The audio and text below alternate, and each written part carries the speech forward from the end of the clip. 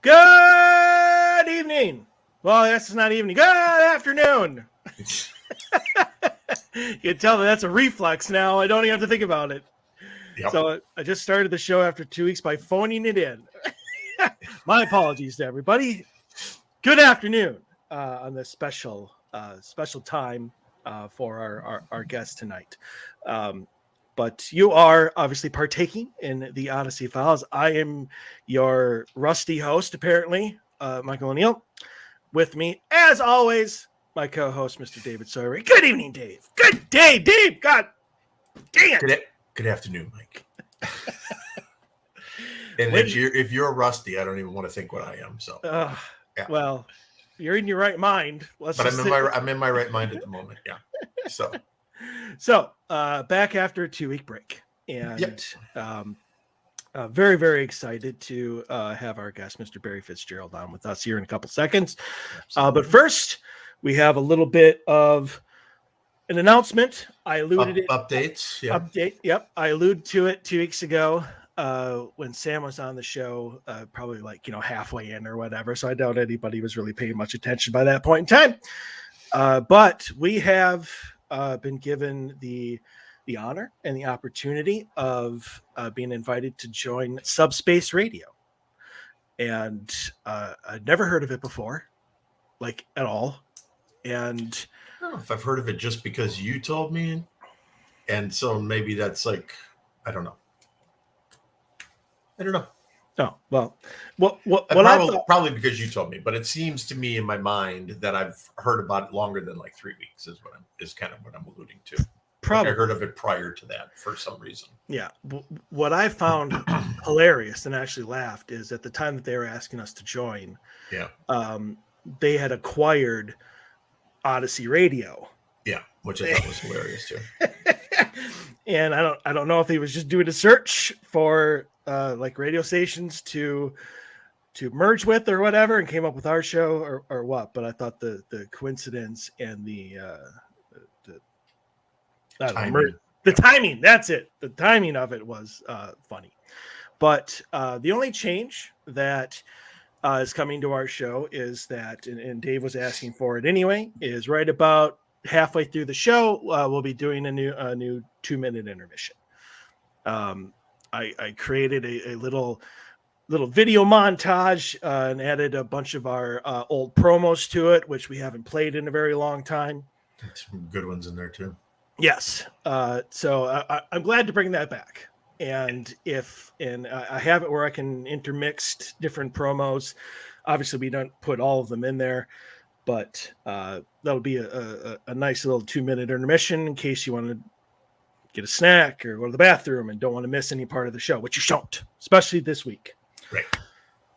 With that said, because we have so much to talk about, he doesn't know it yet, but we're already talking about the next show. Because we already decided it's a 4-hour-long show. Yeah, there's going to be 4 hours. Yeah, right. So, I can, but I can't. Obviously, you and more than likely Barry can. Yeah. Barry cannot.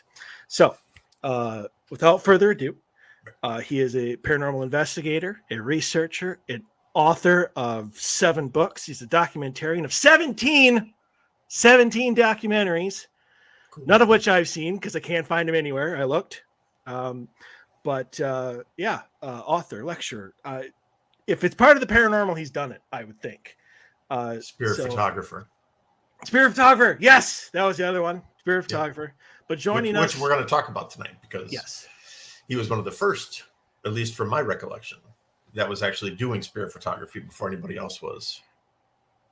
Not saying he was the first, but to me, he was the first person that I remember doing it. And actually getting some what I consider to be pretty incredible results. So. Well, considering I've gotten 0 in my entire career, that's saying something. So, without further ado, joining us from across the pond, coming live from Ireland, Mr. Barry Fitzgerald. Barry! Gentlemen, how are you? Wonderful, Barry. We're good. Thank you for coming. I see it's still daylight there, which is great. And it's sunny. It is sunny. I can see the sunny day in the year of our calendar, and I have foregone it for this 2-hour show, by which stage the rain will be in. So I will have missed the 2-hour window of our sunshine. Now that is dedication. That is dedication. During the intermission, pop open the window, stick your head out. Say hi to the birds as they fly by. Look out the window and see the big black ominous clouds rolling down. Yeah, that is shake your head like, what the hell am I doing sitting in ever since Maleficent moved into the country, it's never been the same. Yeah, I hear that happens. But so there, obviously, you have a long list of titles to you, and you've been in the paranormal obviously for over 30 years now. So my first question to you is, when you started out in this field as a rookie, 30 something years ago, did you think that this was where your career was headed, that this would become such a huge part of your life? Not at all at the beginning. And in fact, I suppose a couple of years into it, I thought to myself, you know what? I'm done with this. I need to find a life, and I got rid of all the books, and I went off. I said, to hell with it. I'm going off in my own direction, and I'm going to do what I want, and that was it. And off I went. And it was about 6 months later that suddenly the realization hit me that I had gone off in a direction, and I was brought slowly back around, and I was back on the path that I had come from. And it was at that point that I realized, okay, this is where I'm meant to be. And that's where I stayed. Someone or something was steering me in that path of destiny. I like to call it, I travel in the car of destiny driven by someone else. So that's pretty much the way I would tend to look at it. So when you were in that car driving, what did you see or what happened that made you do the 180? I mean, was there like an epiphany moment, or was it just a realization that I want to be back in there? It was a case of me heading off. I wanted to do what I wanted to do in life. Right. I was a young man, and I said, I'm going to do what I want to do. I don't want to miss my opportunity in life. Right. And in about 6 months, I was back onto that same road again. And it was, metaphorically speaking, I went out and was brought around and back onto the path that I had left. There you go. And I realized, we're meant to be. Okay, this is where I'm meant to be. Yep, absolutely. And that was that. I mean, do you think that that's a, I guess, normal thing? Because I've noticed that happened too, that no matter how far off the path you go, if you're supposed to be on it, some things will happen to start nudging you back. And whether for good or bad. I mean, sometimes bad things have to happen to you in order for you to learn your lesson that that's not the road you should be on. But do you think that's just a normal universe thing, or do you?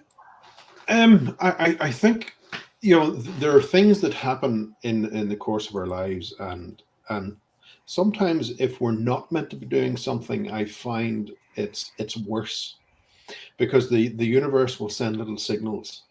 That didn't work. That's not meant to happen. And we can be bullheaded and have the blinkers on and say, no, I'm still going to do it. But by the time it gets to the end, when we're forced to make that decision, it can be catastrophic.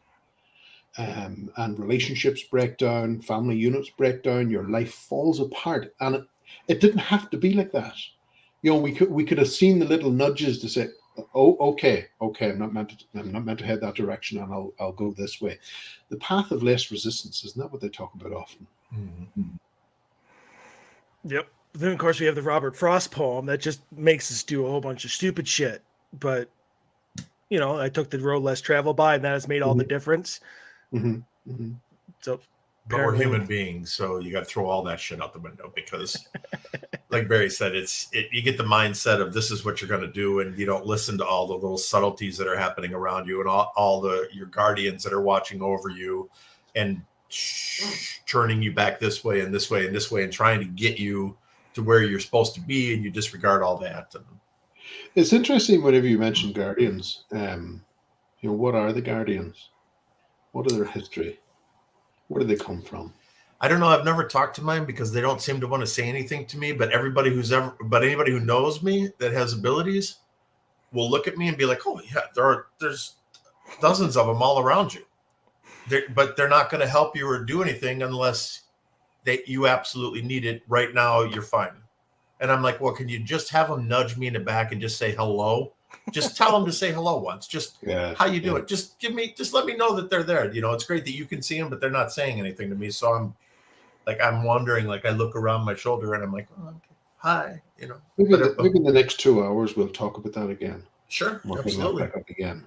Yeah, and we'll expose what they really are. All right. That had such an air of foreboding. I don't That's know coming why I back brought up again.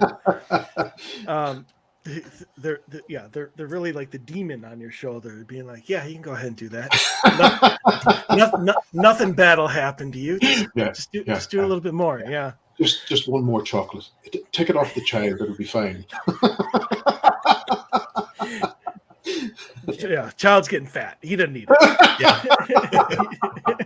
That risk of diabetes for childhood diabetes is on the rise. Don't let him have that. You should eat that. You should eat that for him. Yeah. Get rid of the temptation. Yeah. So, Barry, obviously, we'll hit your investigator side first because you being in Ireland, you have access to properties and locations that we can only dream of over here. I mean, like we have to go to Jamestown or Plymouth Rock or something like that on the East Coast to even get anywhere near back into history. But you have access to medieval type stuff and stuff that goes back 600-700 years, and able to investigate that. And I know that Dave's got questions for you when it comes to that. I do. So we all know, obviously, people, especially fans of the show, should obviously know this, and obviously the three of us know this, that the differences between a residual and an intelligent haunt. Okay. So I have seen enough shows and enough documentaries and stuff, and talked to people who have had the opportunity to go to Ireland and go to other countries that have castles that were built in the 1400s, 1500s, stuff like that, where they've witnessed, like they've had phenomenal experiences. And some of the places have been nothing more than, let's say, a section of a wall meeting, and the rest of it is just crumbled in ruins, right?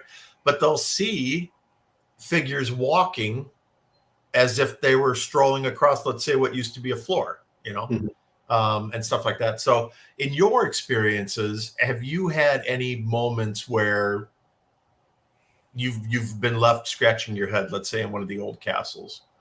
Like where you were kind of pondering, well, was that something that was just residual, or is there something still intelligent that calls this home from back in the day?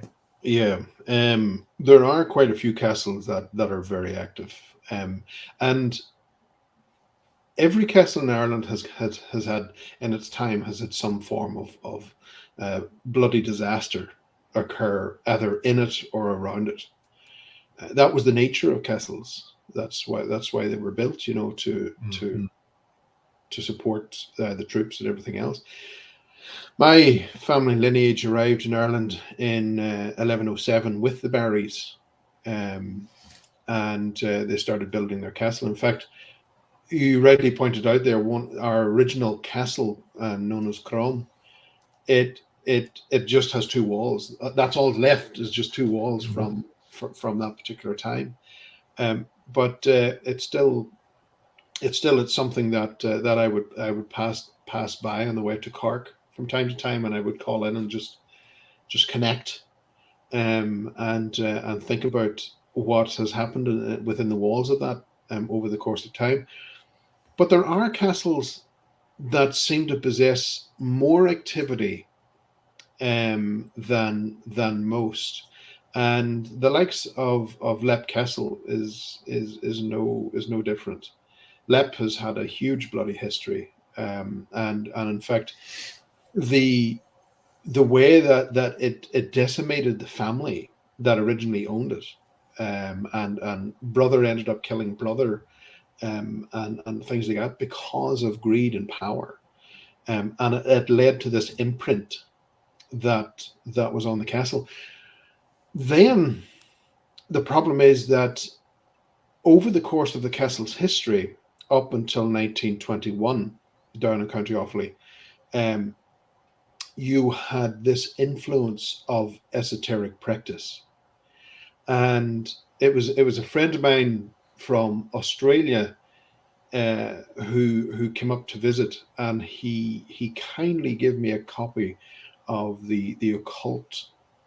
I think it was called the Occult Journal, in which the lady who was behind this had wrote an article for this particular paper, and she was using some words that was very telling, because up until that particular point we didn't know where this elemental had come from.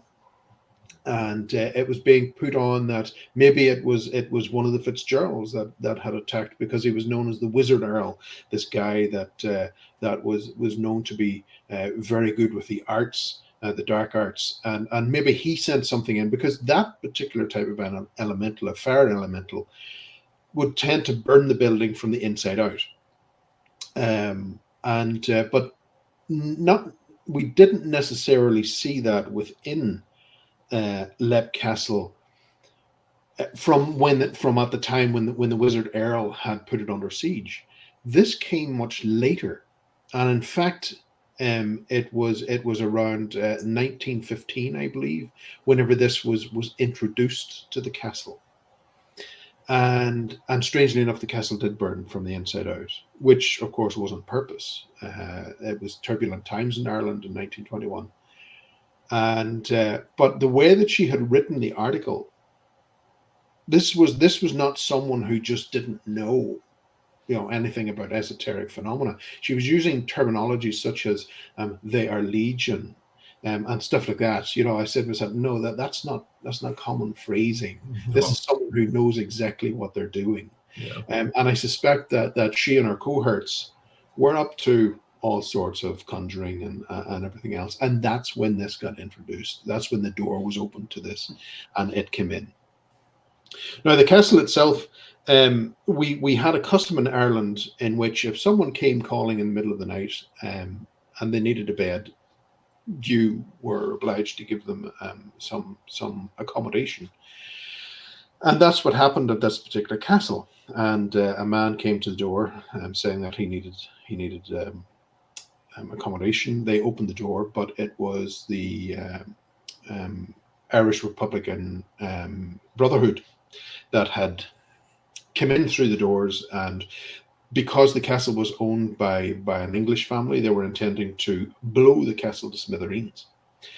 And so everybody evacuated the castle, and the guys went down into the basement, into the wine cellar, and that was their Achilles heel, because once they found the wine, they get drunk, and they set the TNT at the bottom of this castle that was built around the 12th century, and they were too afraid to light the fuse because they'd got so drunk. So that's why the castle still exists today, because they got drunk. But they came back later and burnt the two wings on each side. So the castle still remains, and its history and phenomena within the castle can be stirred up. Now, we got to remember this is a home. This is a home to a family and their friends of mine.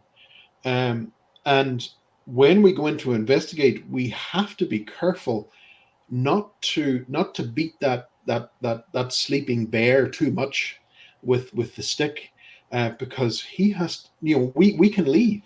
Mm-hmm. And we can go back to our respective homes, but he has to stay there. Sean has to stay there and deal with that then. And it seems that Sean's go-to tool to calm the atmosphere down is music. And he is an avid musician. And he sits in front of the fire in the main dining hall, and he would just play the music, and everything just settles down. Now, I was in there. I was filming a piece for the local TV station here, Radio Television, and we were all sitting down to, so it was just a meal in the hall in front of the big fire, and the candles were lit and everything else. We were just having a general conversation about, in fact, I remember it distinctly, we were having a conversation about the weight of children's school bags today, that they're being forced to carry all these blasted books, and it's doing damage to their spines. Mm-hmm. And all of a sudden, out of the spiral staircase came this little voice, Emily. And that was one of the girls that had fallen to their death from the tower. So things like that can be very spontaneous. And I hear people often would say, well, you're a paranormal investigator, why do you not get proof of this stuff? Sometimes it can be just so quick that you're just not ready for it, and it can happen like that, and you don't get a second chance at trying to capture it. So it can be very, very difficult at times to try and do that, but there are opportunities in which you can. Sometimes you can, I suppose, to want of another word, you can titillate the environment to get a particular reaction, that was something that I used within GHI called the Singapore theory.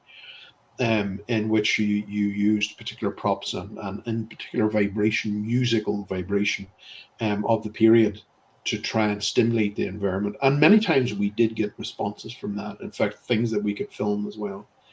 That was very effective. But the castles themselves, they cover a shorter period of Irish history. You're looking at the arrival of the Normans around 1,300 years ago in Irish history, but we have a history that's much, much longer than that.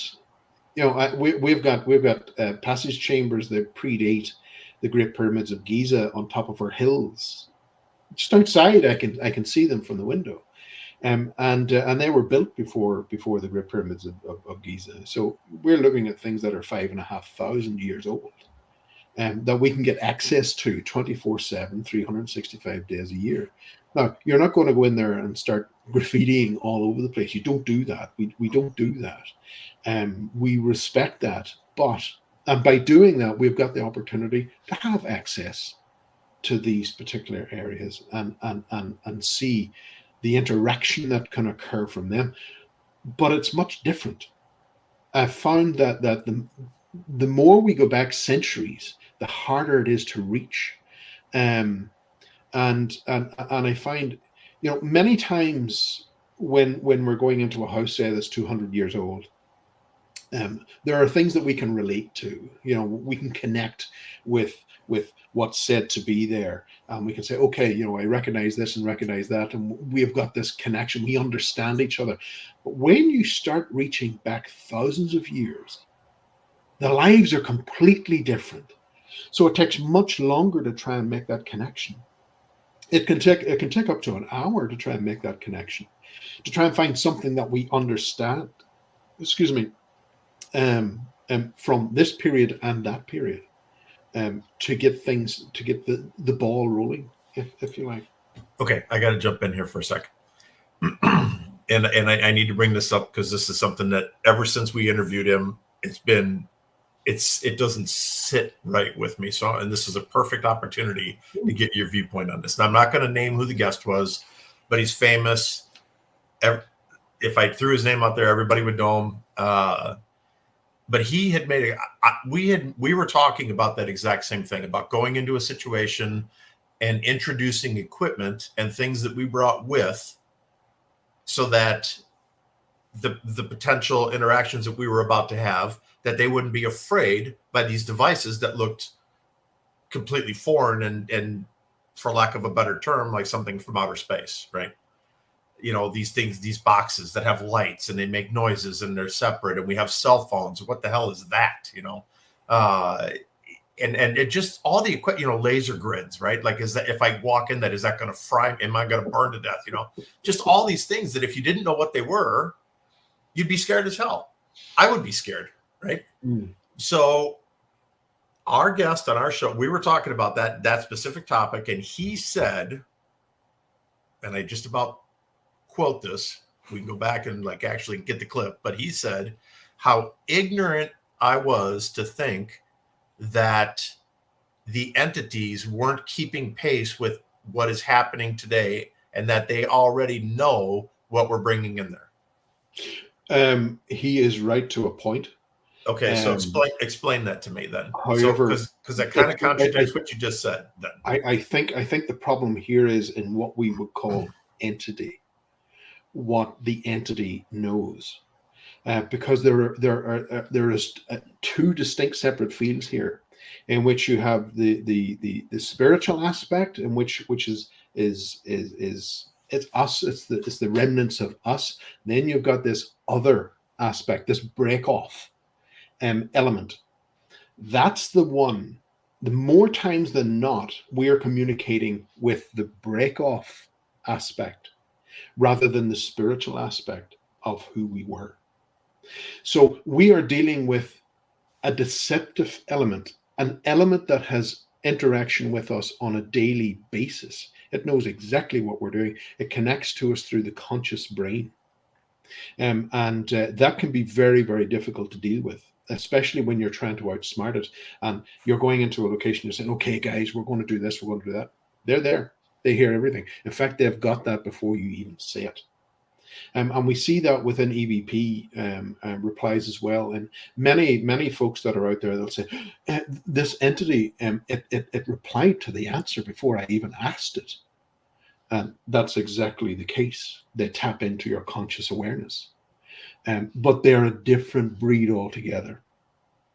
So there is a difference between what we see as entities. There is an aspect there that we need to scrutinize what we're actually dealing with, because there are two distinct paths, and one you can be sure as there's a hole in a duck's ass. It can be a handful to deal with. So how do you personally differentiate? Do you have?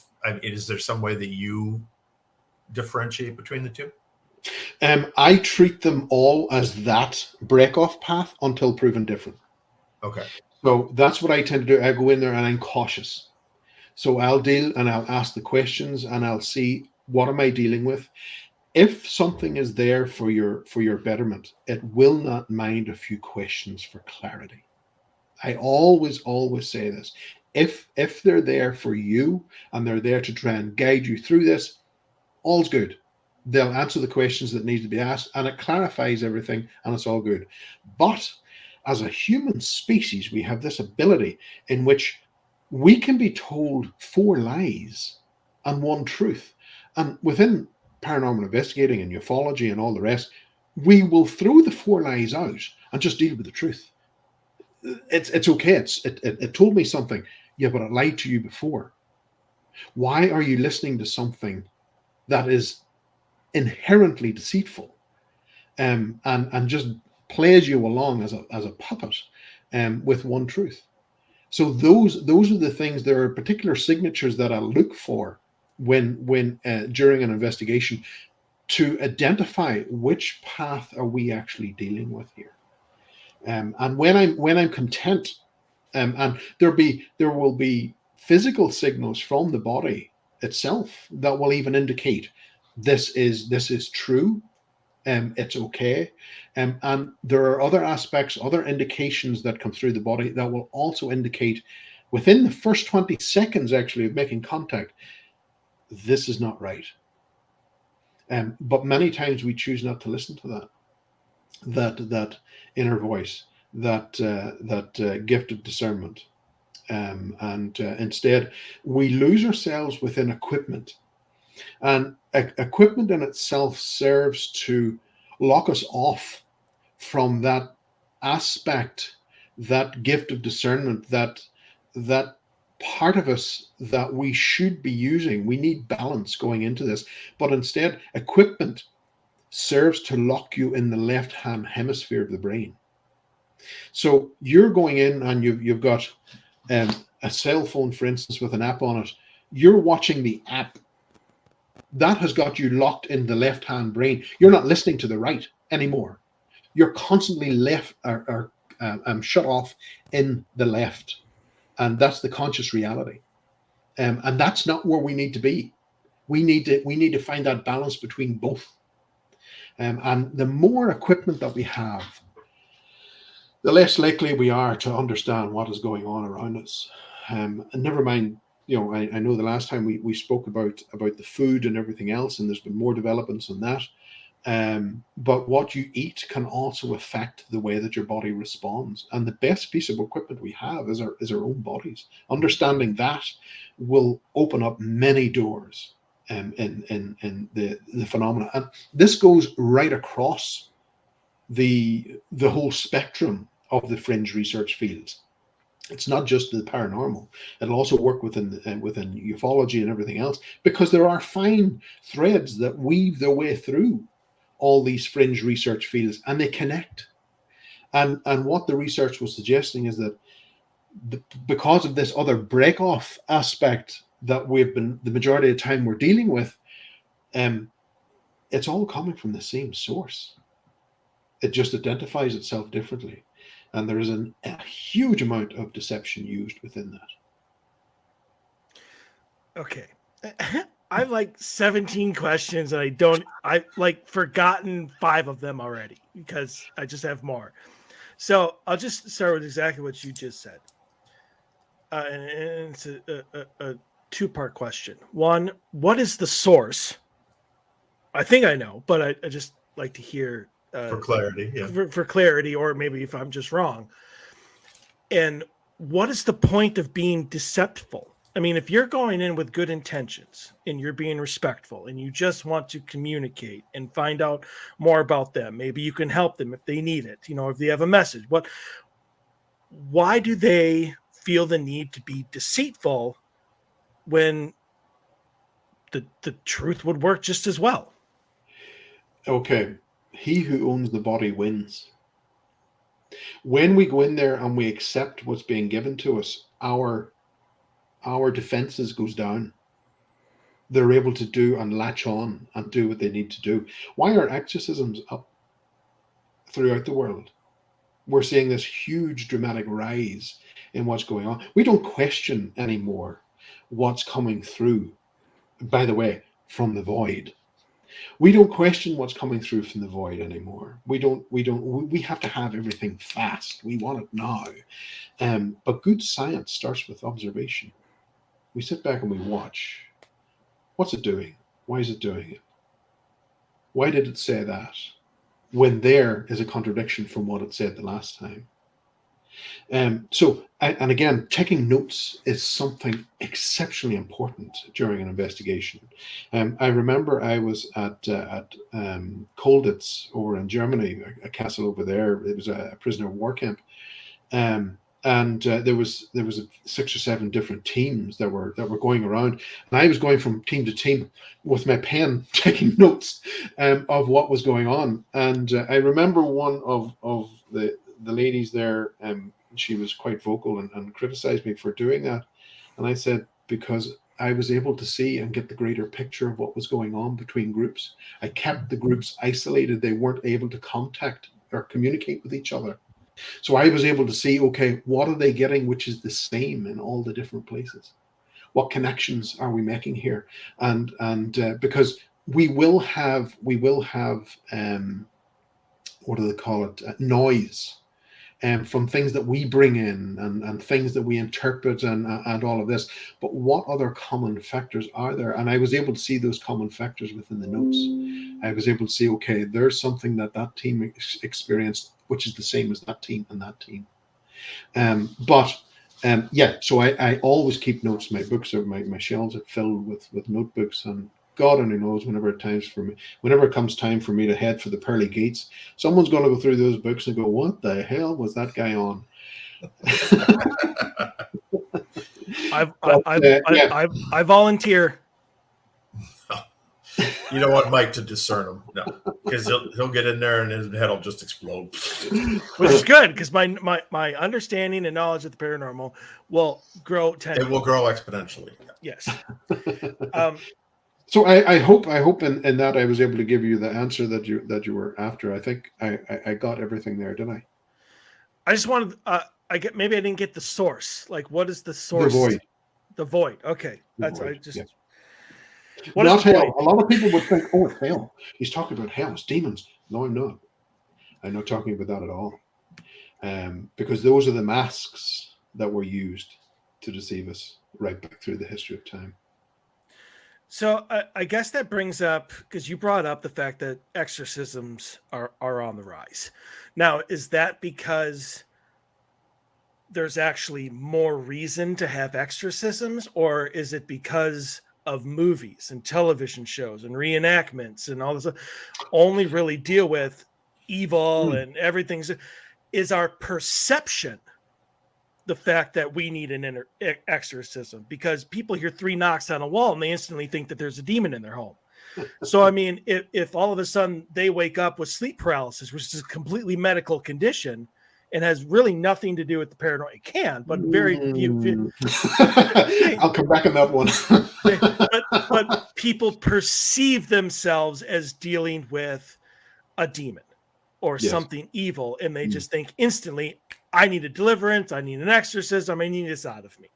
So, I mean, which way is it? I mean, are we actually being attacked more by evil entities and demons or whatever, or is our perception of that skewed to the point where we think we do?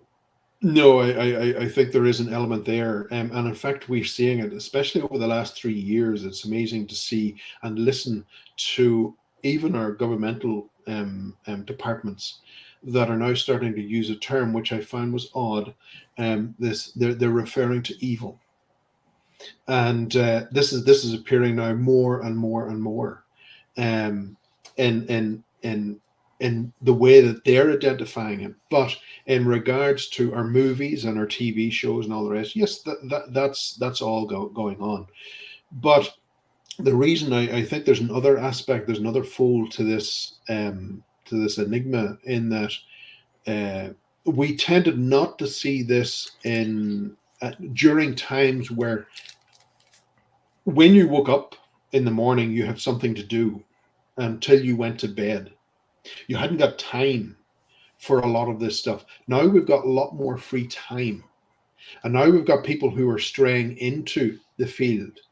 And all you need to do to open the door to the void is intent. But many people actually close the door after they've opened it. Very few. And it's interesting to see and listen right around the world about places that didn't appear to be haunted, and now suddenly are, within weeks or months of a team going in. There are problems now start to arise. It's that is causing issues where we've got folks going in who are not understanding the field completely, and they're out for giggles, and that I feel is doing it an injustice, because we have thousands of years of literature dealing with a lot of this stuff, and even in the modern sense, we have got clues everywhere, coming from everywhere, in reference to the void, and what lies beyond, and they were always there, but we just, in our ignorance, I suppose, in the last 100 years, we have made so much advancements, but we have become locked in this physical aspect and completely shut down the spiritual. We think that everything can be sorted with the spiritual, or sorry, everything can be physical, or everything in the physical world can be dealt with physically. That isn't the case. I'll give you one example. There was a young therapist who was dealing with this particular criminal in the United States, and it was pretty bad. Now it was a tough cookie to crack. But the young therapist began to realize, wait a minute, I'm not talking to the guy that I see outwardly. I'm talking to something else. And this other thing, this other manifestation that was coming through him, started telling him things and started giving him information, and it was exceptionally dark. Now, initially we could have said that's schizophrenia, that's he's got some type of mental condition, and all this other stuff that psychiatry would tell us they have. And psychiatry, I might say, in the early days its meaning was to repair the soul. Who repairs the soul today? Everything's medicated. It doesn't fix the situation. It sedates the problem. But this young therapist ended the session, and 2 days later he had to cross country to go to another prison to have another session.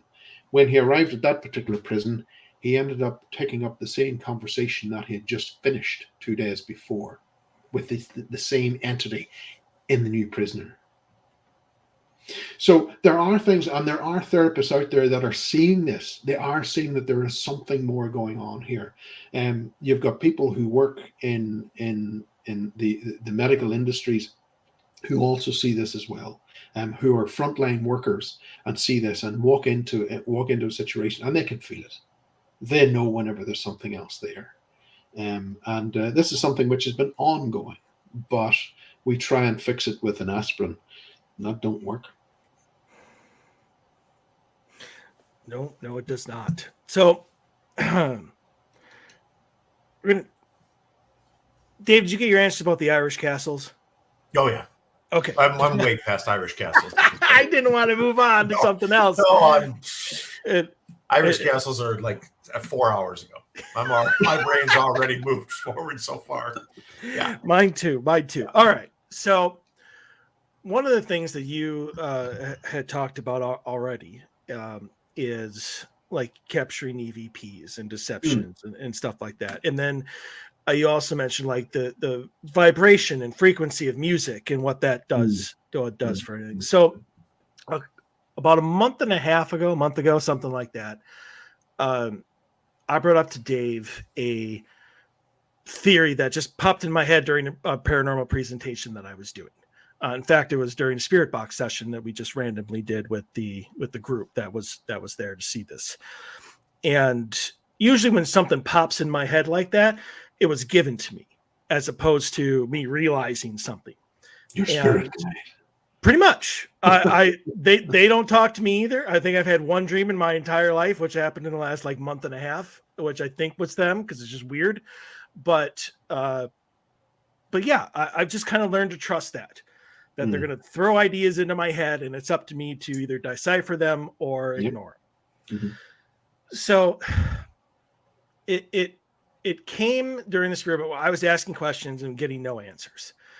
And then I asked one of my investigators, Haley, to go ahead and ask a question herself. And she did, and I believe she got an answer. And I guess it kind of occurred to me that her and I speak at different frequencies. We speak at different levels. I have a buddy of mine who's like practically deaf, but he can hear spirit voices when he's doing investigations because it's at a frequency that he can hear. And so I'm wondering if maybe when like I'm asking a whole bunch of questions and getting zero answers, if it's not so much my questions or their lack of interest in whatever they are, but that they just can't hear me, that they can't understand what I'm saying because the way that I talk doesn't compute with or isn't compatible with them, but maybe Haley's is, or my investigator Sam's is, or Dave's is. What do you think about people just speaking in different frequencies having more compatibility with how spirits perceive our questions? And do you think that there is a way to create some sort of program or piece of equipment that could literally take like a recording and broadcast it in frequencies that we may not even be able to hear, like a dog whistle, but they would be able to pick up on, like maybe they don't hear in our 20 to 20 frequency or hertz. There's no need to go down that particular route because that piece of equipment has already been made. And we've seen it being used back in the 80s. George Meek and things like that had devised equipment which allowed two-way communication, real time. And the beings on the other side were instructing him on how to continually increase the frequency of the equipment to try and keep up with the signal that they were producing. And it was interesting, we heard all this stuff, and the George Meek recordings are there. They're on the internet. People can listen to them. And it's interesting that over the course of the particular experiment that they had devised the equipment, if they got something wrong, it was interesting to see that these high-level spirits of great wisdom and everything else on the other side, how pissed off they could get within seconds. Which again, really started to hit my alarm bells and going, what are you communicating with, really? But that particular piece of equipment's already been made. I do know of another one in Ireland that was created, and it was immediately when the equipment was kick-started, right out the door, immediately they got a response, and they started communicating. But this thing, it was just instantly, it was just no, we can't go down this particular route. They cut the communication because of the negativity that was coming from this thing, and they had to reset and go back and try again, and they got it to work again. But again, was that based on a specific frequency note? No, frequency level, the likes of George Meek, yes, and initially had a specific frequency to start off with, but there's papers out there for George Meek's equipment and everything else, and which frequencies they had to keep incrementally climbing to continually keep the signal until eventually the signal was lost, and the technology wasn't there to allow this to increase to the levels that they certainly were wanting to travel to. So before we move on from there, because I know you're going to head somewhere, and then I'm going to have 55 more questions. So before we move forward, if they were able to communicate in that particular instance, yes. Okay, and then they were asking him to increase the frequency to continue to communicate, yes, why couldn't they come back and just communicate at the levels that they'd already established communication at? Well, why were they reaching for some other level that was unattainable? That's the big question. Okay. Why are we always being given this runaround? Right. Because it was making no sense. And the same can be said for experiments that were conducted in a seance room there in England during the 1990s, and phenomenal documentation, photographs, everything that was got from the particular settings, and using physical mediums who were able to produce phenomena physically within the seance room. But we were led to believe, oh, well, the spirits say you have to do this in darkness. It's they can't do it any other way. Now, of course, for me, straight away, I'm going, oh yeah, here we go again. And all this stuff was happening within the seance room. But back in the 1970s in the Livermore laboratories in the United States, the scientists were doing it there in broad daylight. The phenomena was happening in broad daylight. So why do the rules change? Mm-hmm. What's going on? We're the ones being played. So we have to see that, and we have to see the contradictions and understand what we are communicating with. And when you understand, you can make some headway, even when it has a huge level of deception that can come with it. You can still make headway with that and understanding the phenomena. You just don't swallow it, but you're able to see particular patterns within it. Where's that headed? If you went down that rabbit hole and chased that rabbit, throw safety to the wind. We're just kind of throwing out here, not telling anybody to do this by any stretch of the imagination. Just from your personal opinion, if you went down that rabbit hole, you threw safety out the window, cautions out the window, where are you headed? I did, and it nearly bankrupted us. We lost 3 cars in 3 weeks. Electronics, everything was going wrong. Disaster after disaster after disaster, because I was bullheaded, and I said, nope, we're going after this. And we got to a certain level in which I couldn't go any further. We would have been ruined. Well, I'm sorry to hear that happened to you. So I guess I don't really want to ask this question, but I have to, as an investigator and somebody who's, spent the last 12 years of my life doing it. So if you get 75% deception, and if you try and really go down the rabbit hole and go after communication and trying to learn from the other side, bad shit happens a lot to you, or can happen a lot to you. And I understand the risks. I've understood it since I began, but why should we continue to mess with that side? Like, what should be our goal then? If you were somewhat shy when you said 75%, you need to head into the 90s. I just remember you saying like there was like 3 lies for every truth, and so I just kind of broke that down. Oh, right, okay, yeah. No, it's the percentages of communications that we're having are up into the 90s are coming from the void, and the rest then of the successful ones that we make contact with are genuine, so it can be very, very troubling. Well, then why should we do this?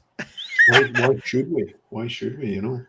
Now, I'm not saying by no means am I saying don't do this. I'm just saying be cautious. Understand what you're communicating with and where it's coming from. We see its influence.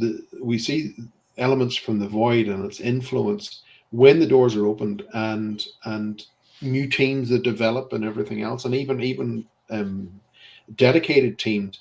We see this element of insidiousness enter the group, and it will eat it from the inside out. There are particular patterns in which it will instigate first, and that's how we can identify it.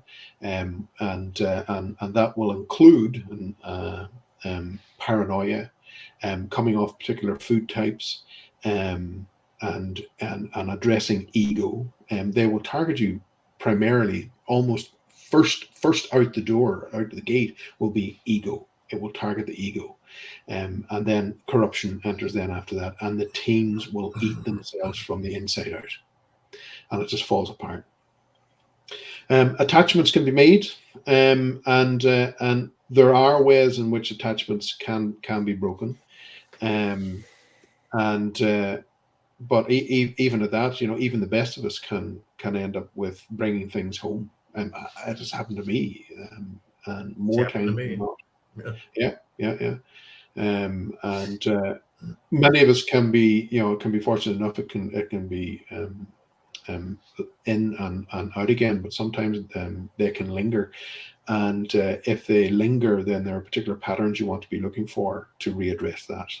And there are other people out there who are a spiritual tendency, and who are and have the experience to deal with attachments, who can help you through this. But I often have problems when someone comes to me and they say that well, I've got this badge and this badge and this badge and this badge, and I earned it all on the internet, so I know what I'm doing. No, don't come near my me. Certificate. I Yeah, this out yesterday. I didn't have color ink. It was a color certificate, but I didn't have color ink, so it's just black and white. But it's still impressive. I need someone who knows what they're doing. So that can help, because at the end of the day, guys, whenever we're called into a property, for instance, that where a family maybe is having a situation, we're paranormal first aiders, right? But who gives us first aid? We have to look after ourselves. That's the thing. We're the front line. We got to look after ourselves first and make sure we're okay. So let's say it's not yet going after your team. It's not trying to really do much, but you're at a location where you believe you are trying to help a family out, which is encountering stuff. What is the best way to differentiate between a earthbound human spirit who maybe formerly owned the place or whatever, just is there because they want to be, or think that it's still their home or whatever, and something from the void, which is trying to deceive you and, trying to get an attachment to you. Okay. They could be very fear-based. So the first thing that you don't want to do is to walk into the property, even though you may suspect it, even though there are recluse there to say, well, in the last 50 years, this falls into this particular pattern, so it's a demon.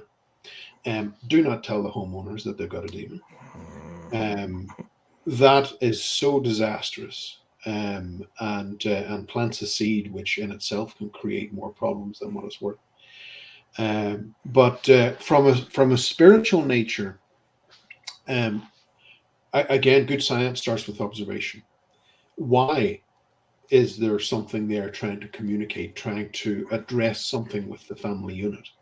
For instance, there was a case that I was working in which this family were being horribly plagued by this type of poltergeist phenomena, and it turned out that it was addressing a situation in the kitchen in which there was a problem with the household wiring. Had it continued, the house would have burned down, and probably the family in it during the night. The moment that the wiring was fixed, the haunting stopped. Everything settled. There was nothing else done. No one went in to bless the place or anything. It just recognized that there was a problem with the house wiring, which was going to be problematic to the family living in it. So again, if we go in all guns blazing and we say, okay, we're going to get it out, well, you're missing the message as to why possibly it actually is there. Mm-hmm. And so there are things that we need to address there, and also, having time to sit down and talk to the family and understand the family. What's the trigger mechanisms within the family, if any, then you start to understand the phenomena better. And again, you're always looking for patterns. There are always patterns, and you just need to sit back and observe long enough and listen to what's going on. Gotcha. All right. Well, it's intermission.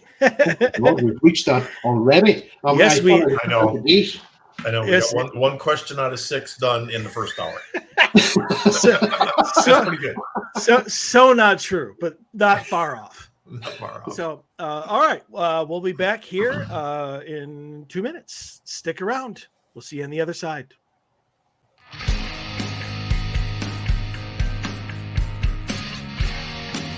This is Susan Slaughter from Paranormal Caught on Camera, introducing you to the most epic show ever, The Odyssey Files with David Soyering and Michael O'Neill. You're welcome. Pew, pew, pew, pew.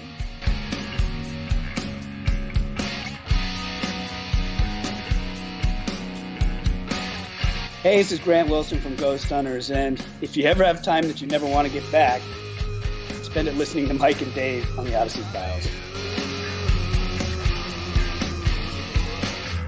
This is Heather Taddy of Paranormal State and Alien Highway. I can't say that the Odyssey Files are out of this world, but Mike and Dave are quite abductable.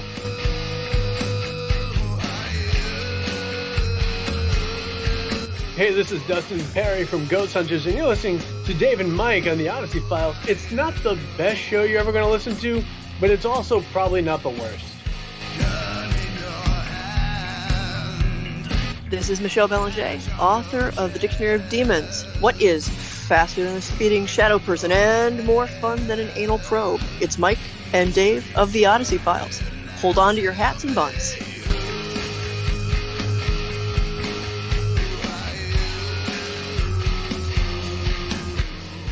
this is Elizabeth Saint. You know, in my journeys, I've confronted an over 1,000-year-old demon from the depths of Shepherdstown. But then, you know what happened? I came across Mike and Dave.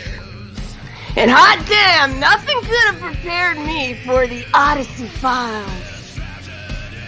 My second favorite radio show. I love you guys. And we are back. We love you too, Elizabeth. Yes, I do. No, we, not I do.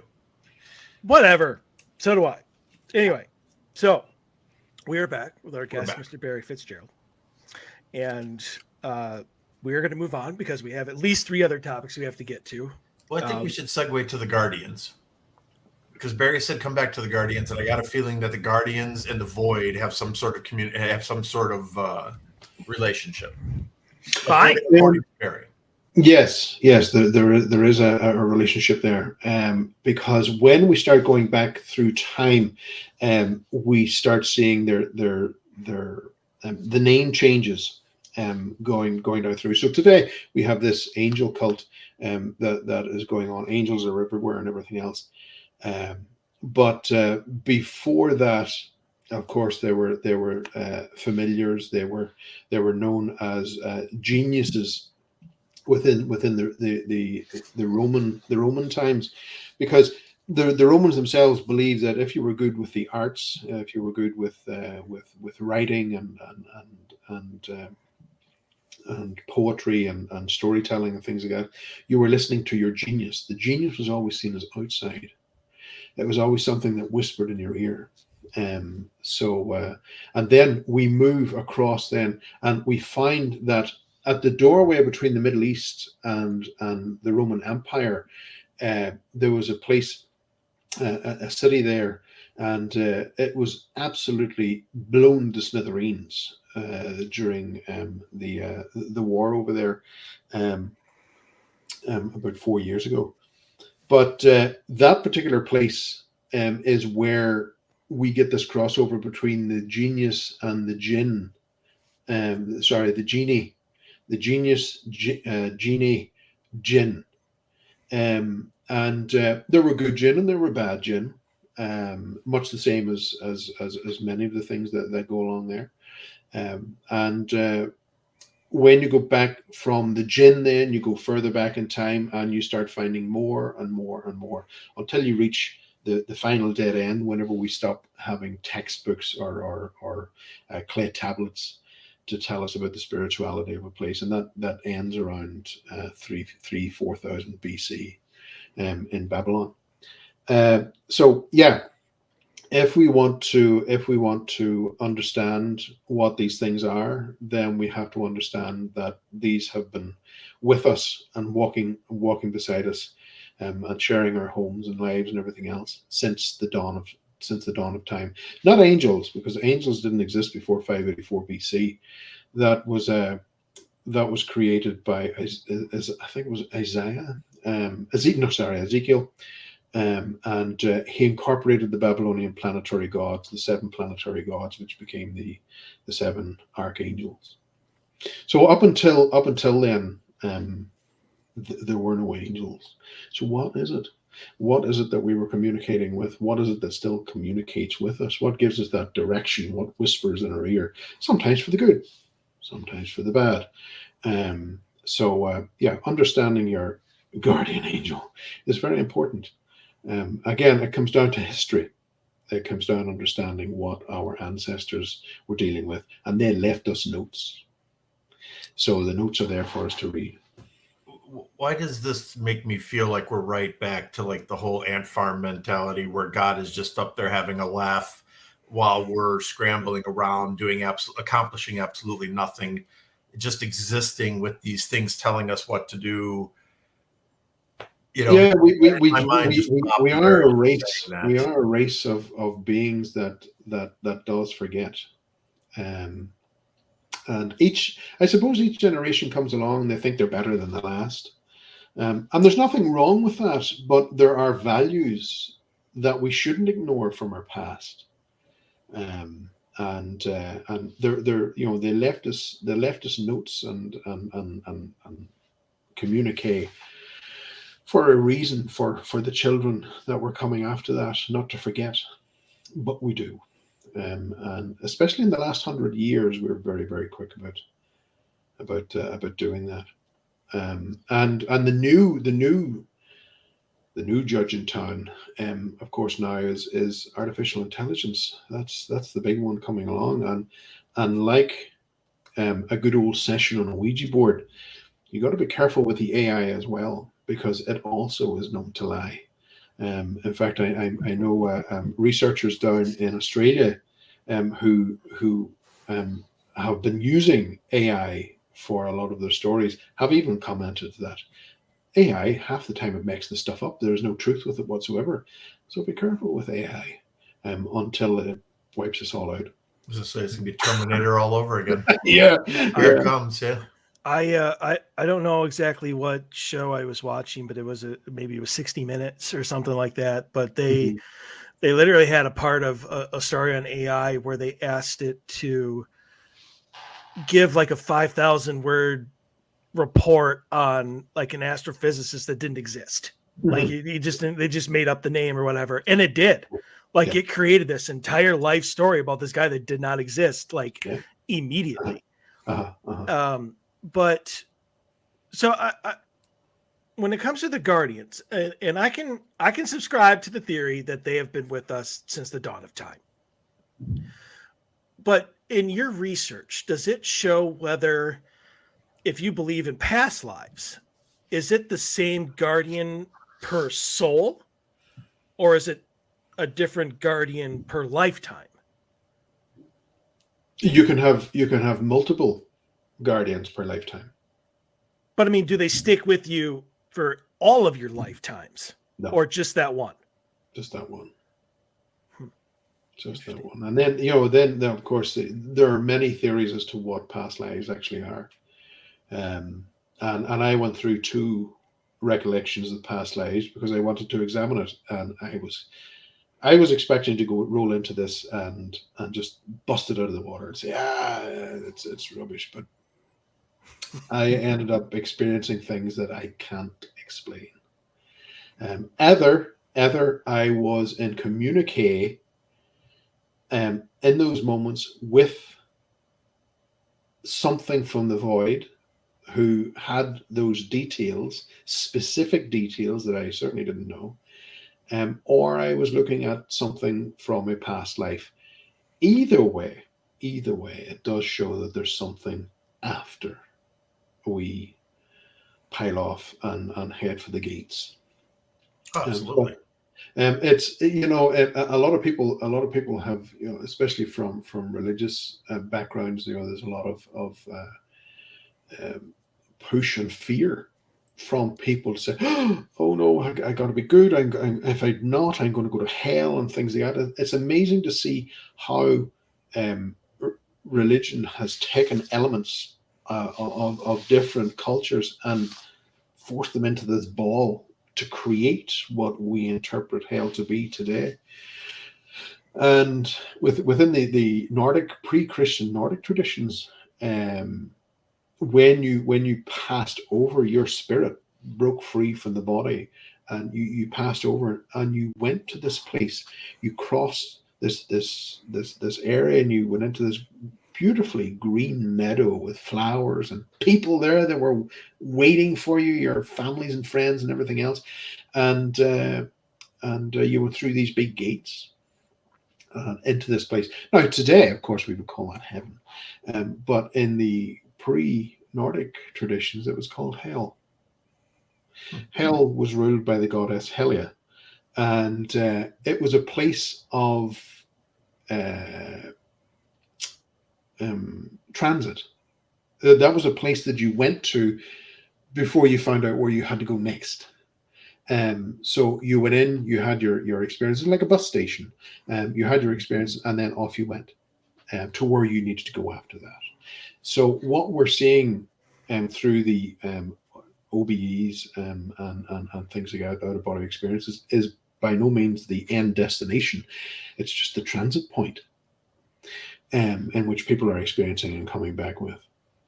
But it's interesting, you know, how that particular name has been morphed into Hades and the Greek interpretation of the underworld and everything else.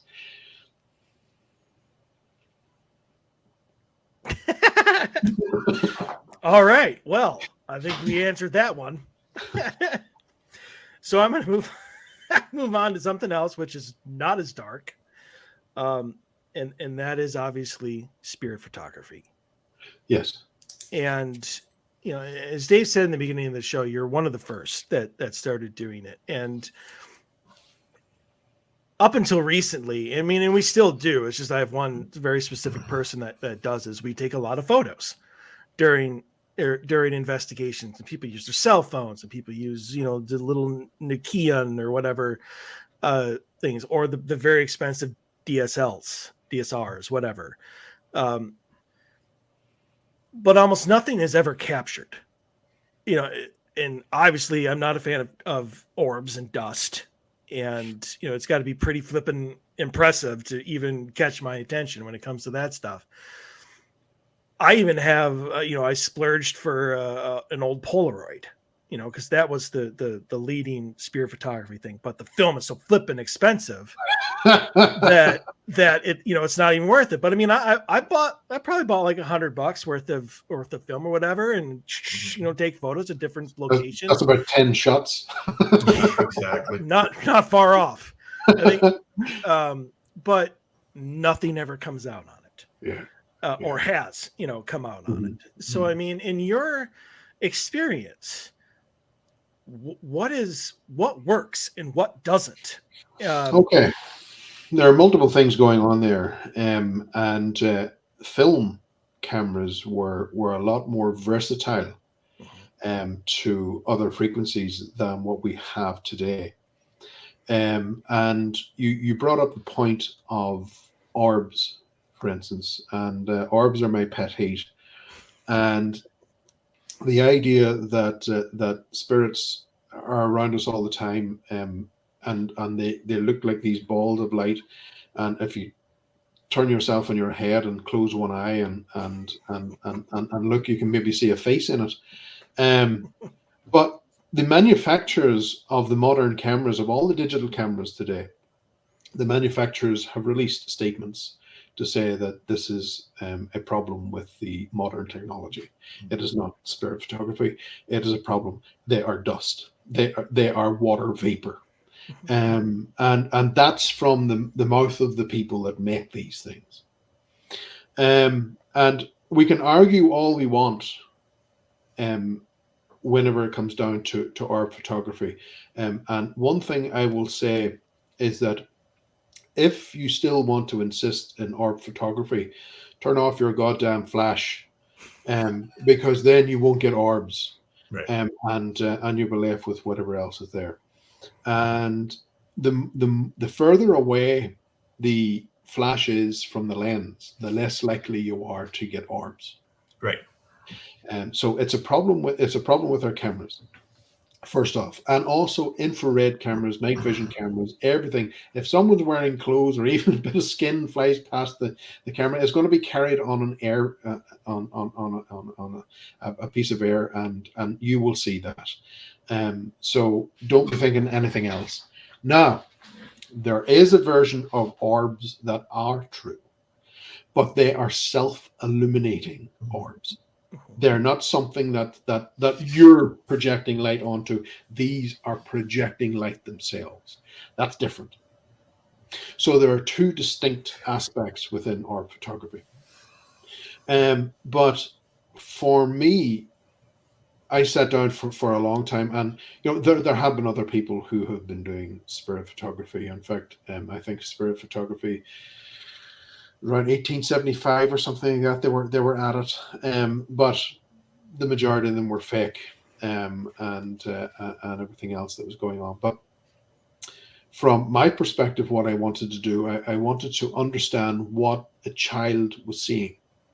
So, for instance, we put a child to bed at night, then it's woke up. There's a screaming session. Someone was over in the corner, or something came out of the dark cupboard, whatever the case may be. They came from the darkness. That's one key point. But the child in itself, you know, we as adults, we come around and we look and we go, oh, okay, you just had a nightmare. Pat in the head. Here's a cookie and a bit of milk. Go to bed and find some sleep. But the thing is, between the ages of 2 and 6, predominantly that child, its strongest brain frequency is going to be theta. So theta is where we tend to go to whenever we're going into meditative states, whenever we're having our experiences. So this child is running at that predominantly during all times of the day. So they're already tuned in, and their eyes are different as well, because between the ages of 7 and 13, there's a particular filter that thickens over the eye, which narrows our spectral sensitivity. So as adults, the majority of us can't see what we saw as children, because of those restrictions. But what I wanted to do with the camera was to create and devise a camera that would open up the spectral sensitivity again, but not produce a light that would interfere with the environment in which it was placed. You see, now and when the show was developed, GHI, I mean, I had the camera made, and they said to me, so what are you going to call the camera? And I said, well, it's a Fuji camera. And they said, well, you can't use that name because it's advertising. You have to come up with something else. And I was put in the spot, and I thought, a full spectrum camera. And by no means is it the full spectrum. You know, I think, what is it? If we take a hair from my head, well, there's not many of it left. If we take a hair from my head and hold it up, that is the spectral sensitivity of what we see, which is in relation to the electromagnetic spectrum, which will expand another 93 million miles.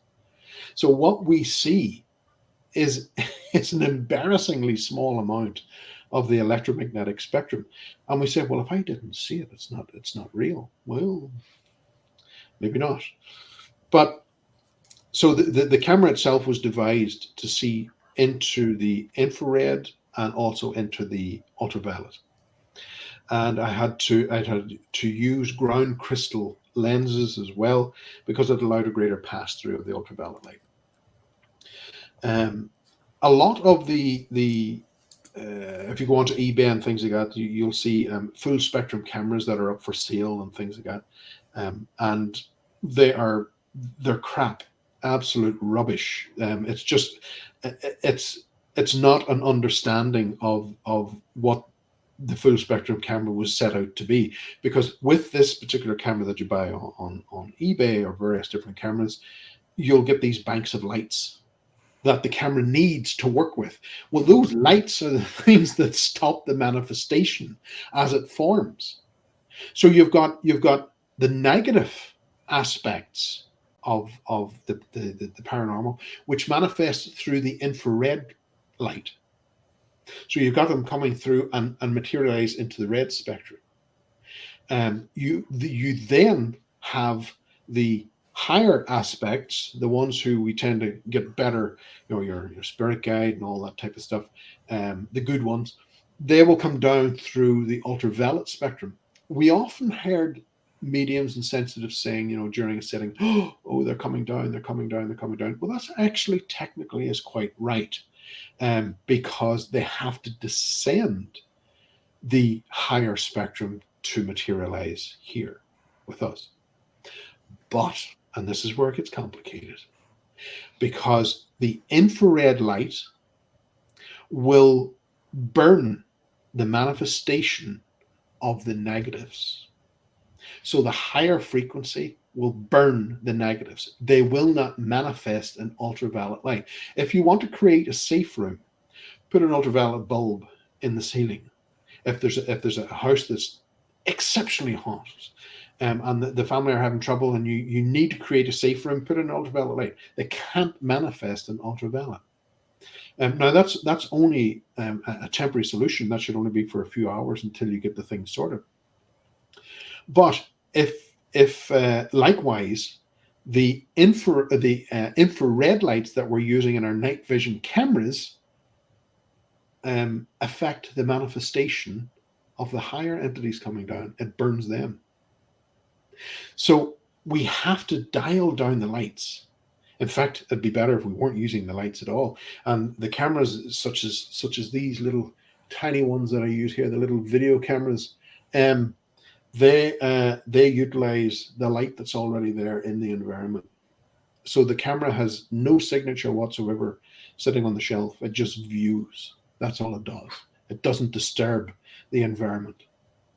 And by doing that, you have a greater success rate at allowing this phenomena to come through. And it was devised because of what we were seeing with what the children were going through.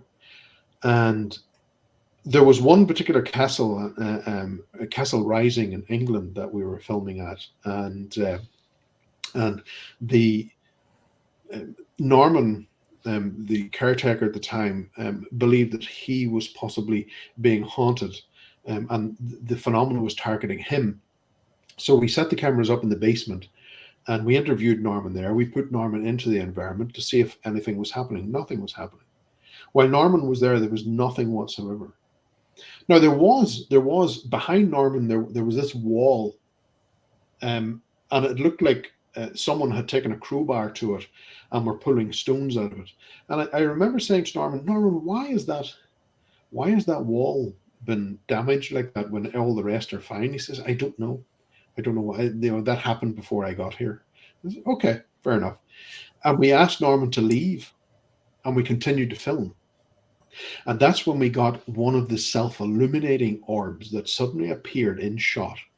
It produced its own beam of light and started viewing the wall. It was looking for something that someone else was also looking for. So I have no idea what was being buried or what had been buried in that wall and was hidden away. But it wasn't there for Norman's sake. It was already there. It was looking for something within that wall. So we never got to the bottom of it, of what that actually was. But those little cameras were able to see that. And there were times in other locations, in other castles, that suddenly these things would appear. You just get this explosion, like boom, and no one would be there. No one was around whenever all of a sudden these things just appeared and then slowly vanished in their own time. But they were beyond in the higher spectrums. They weren't something that we would see whenever we were there.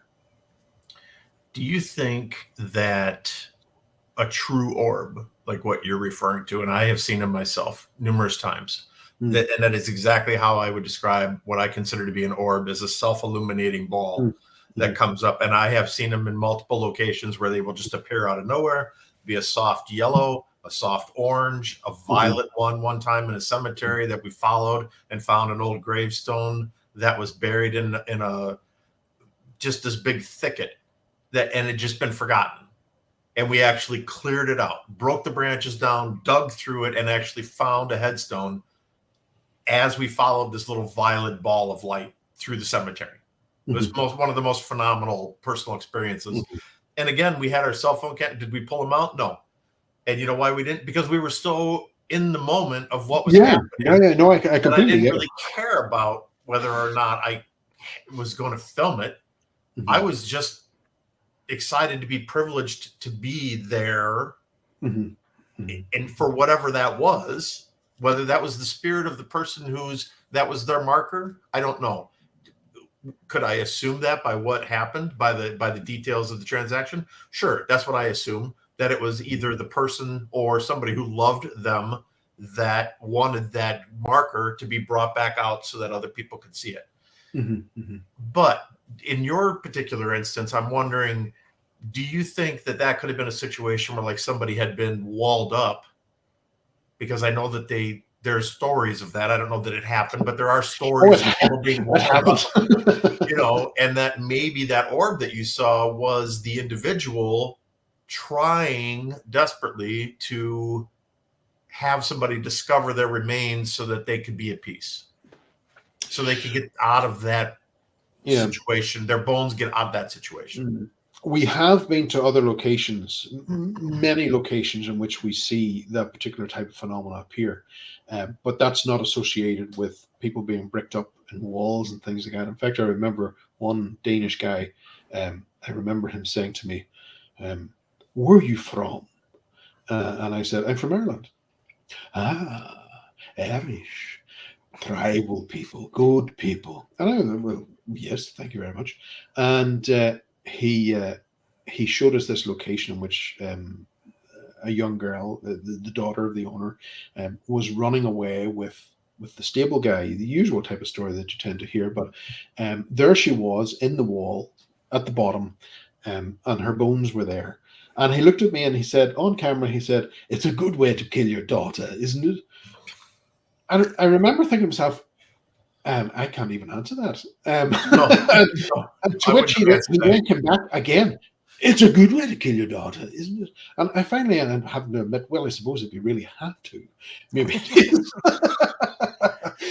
But in regards to orbs, I don't really know, because I see other orbs. I've been in locations where doorways have opened from the orb, and where we're looking at a landscape beyond that orb, which is not here. It's not part of our landscape. So those developed from the orange orbs. I care to call them the amber gamblers. And they would open up to reveal this. So there are aspects there of various different types of orbs. I don't think that they all reflect a singular person who may have lived. There seems to be some other type of intelligence behind them as well. That orange one that you're talking about is what they said on Skinwalker Ranch, where the orange ball opened up and it was an interdimensional type of view, and then something came out of the other dimension, walked onto the ranch, and then that ball closed behind it. It's one of the claims, anyway.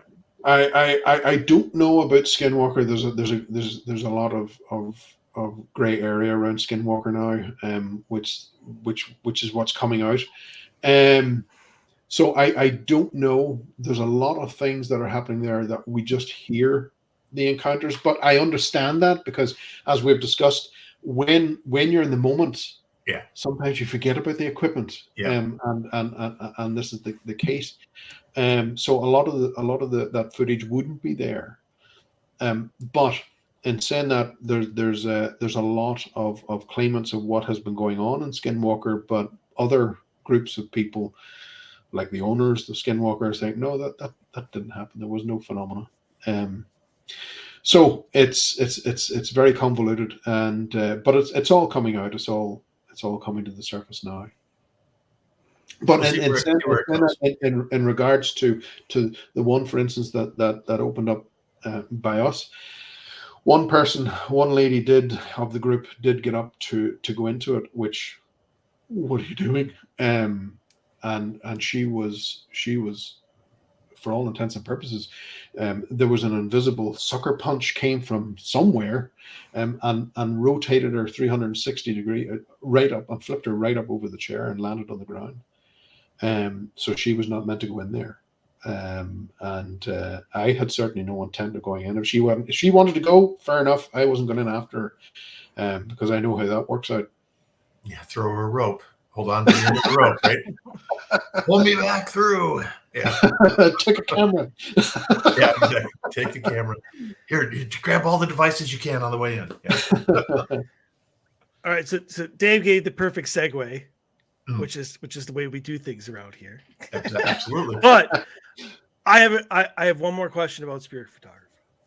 And have you noticed a certain brand of camera, certain settings on cameras, whether they be digital, whether they be film, or, whether it be Polaroid, that not so much capturing orbs, which I'm like you, I hate orbs, but like you can see the like cloudy apparition, or you can see a full-bodied apparition. You can see something that is not an orb on your photos where you have had the best success. There are several things going on here in the fact that if the phenomena does not want to be filmed or photographed, it will not appear. End of. That's that. So there has to be a certain amount of acceptance allowed. You have to be allowed to film that. And what you're going to film, and there are reasons for that, I suspect. Looking at my own experiences, and I put forward a hypothesis that the camera can't be lied to, where we can. So within the first 20 seconds, we're listening to our instincts, we're listening to that gift of discernment. Our gift of discernment is telling us whether this is real or whether it's fake, and whether we should be trusting of it. But at the same time, the camera, when it takes the shot, it will see what's really there. So when it comes back to us, we're looking at it and we're looking and we're going, oh, wait a minute, no, there was 3 people there. Why did the camera only see 1? That's the reason why a lot of the phenomena will not want to be filmed, because it's portraying itself as being something else, and you're seeing it for what it truly is with the camera. Now, and send to the camera settings, switch off the flash if the camera has got any sensitivity at all. A lot of the modern cameras tend to be a little bit more sensitive to the infrared spectrum. So what you could do is leave the shutter open a little longer, have it on a tripod, and leave that shutter open longer. Not much longer, otherwise you're going to get huge blurs through it. But experiment with the shutter open for a period of time and see what you get there. You can get a lot of things through that. Because you're not in itself interfering with the environment in which the camera's in. You're not interfering with the manifestation. As you say, if the mist appears, the camera's going to capture that. And every castle in Ireland, for God's sake, has got this story of a white lady. The white lady in itself is nothing more than a romanticized version of the mist that formed. We don't know whether that's going to be male, female, a dog, horse, kangaroo, or giraffe. We just don't know. But, of course, romantic stories and everything else, we say, oh, it's a white lady or a green lady or a blue lady or whatever the case may be. We don't know. In those early stages, we don't know what it's going to be. So before we leave, I got one really quick question. Before we leave topic, not leave the show. I know. So I find this to be very interesting. And I've never gotten a good answer for it, but very simply, 2, 3, 5, whatever individuals are in a space, an event happens, one person really sees what's happening. The other people are completely oblivious to it. And now the reason it popped in my head is because you were talking about development of the thickening of the lenses in human eyes as we get older, and it takes away abilities and stuff like that. For the people that have the ability more often than others to view, to really see what's happening, could it be something that their eye just didn't grow like the rest of the eyes and they stayed in a childlike state? Or is it something to do with what's your take on that? Yeah, that can be the case, in that the filter hasn't completely developed. So that can be one instance. There can also be for people, for instance, who are naturally sensitive and psychic, there's a multitude of signals coming in at that particular point. And I know from my own perspective, a lot of it is symbolism. So I would be given symbols of things of which I understand and what it means to me. If I was to give those symbols over to someone else within the group, it means something completely different to them. It wasn't given to them. These symbols were given to me, so I'm the one who has to process that. But there are many different signals through auditory, through sight, and also through the mind that they're getting these images through.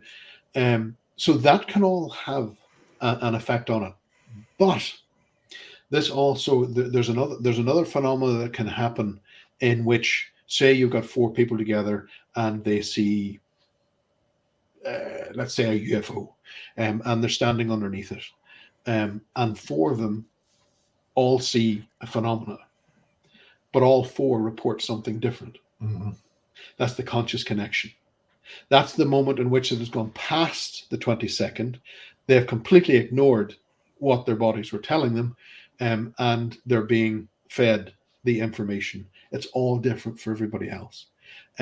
So that can be problematic. That is a signature of the void, of them coming from the void. They link to your conscious connection, and they'll tap into you and do what needs to be done. So there we go. I agree with you on that one, because this actually happened a couple times with disembodied voices. Is everybody in a group will hear it, but everybody hears it from someplace different. Yeah, and hear something different as well. Right. And yeah, that can be, and again, another key signature of the void. I mean, I give you a perfect example. Years ago, when we were for our schoolhouse and we were in the group, and the one guy was provoking the hell out of the principal, and he said, "Is this how you want to be remembered?" And he was yelling at him in the auditorium room, and we were all sitting there, and clear as day, we hear "no," and only about 5. There was about a dozen of us in the room, and only like 5 of us heard it. But clear as day, I heard it come from the room right behind us, the schoolroom right behind us, loud, just like I said it, loud as hell. And I'm like, "Holy shit! Did you guys hear that?"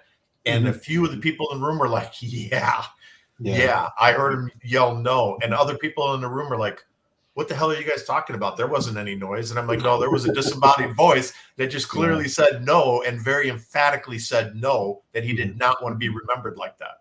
Yeah. It was a direct, intelligent response to that question. So, and Mike was there. That's why I bring it up. But he didn't hear it. Of course not. That's when I just smile and nod. Okay. Mike just like, we do that a lot when we're out investigating. I'll be like, "Holy shit, did you hear that?" Then Mike's like, "No." Then I start running over homes to put Dave in, because he's obviously done. Get him in a wheelchair, wheel him into one of these. All right. So in 2019, bringing back Skinwalker Ranch, you actually got to visit the ranch. And one, I want to know how you did that, because I want to do it. Exactly. And two, with you being all the way over in Ireland, what brought you to Utah? Skinwalker Ranch brought me to Utah. Why did it bring you to Utah? Well, at the time, Skinwalker Ranch, of course, was the big thing. And this was a hub of paranormal phenomena. So I wanted to see it for myself. I wanted to experience it. I also know that the electromagnetic phenomena that surrounds the ranch is much, much more than the little pocket of land that sits in the middle of it. I was very aware, because of the research that we've done with myself and Steve Mira, that the anomaly itself, it's a very powerful magnetic anomaly, but it extends 80 miles north to south. So the whole basin is alive, isn't it? I mean, everybody says that.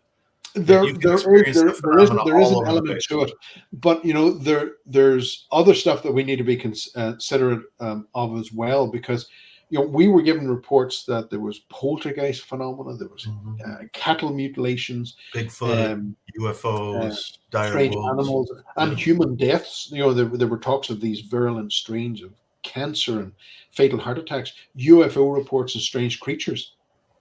So all of that was going on, and for me, from my perspective, I wanted to be there to see this, but I was also very cognizant that it's more than just the ranch. It's there's much more of it. So we were perched on the top, looking down over the the valley that the ranch is in, and I wanted to address this idea that people were dying, and they were. People do die there, and there are huge cancer rates and everything else within the valley. But that also tied in with the fact of the way the valley is designed. It's actually pollution.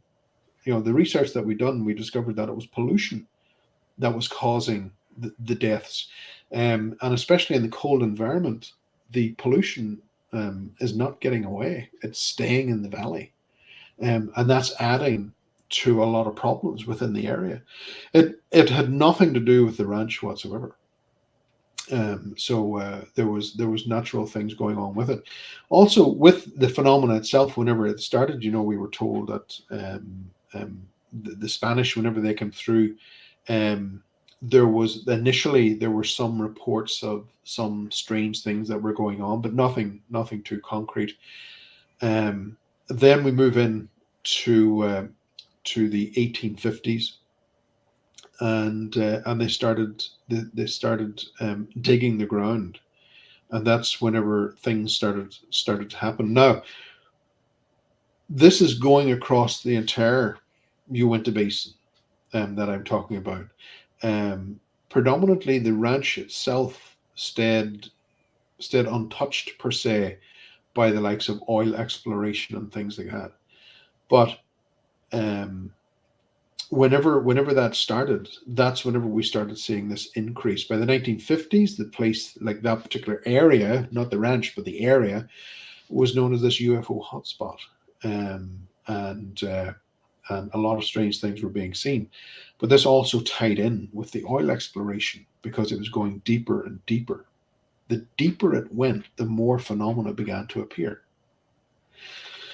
So are we looking at a connection with something under our feet rather than something coming from Mars?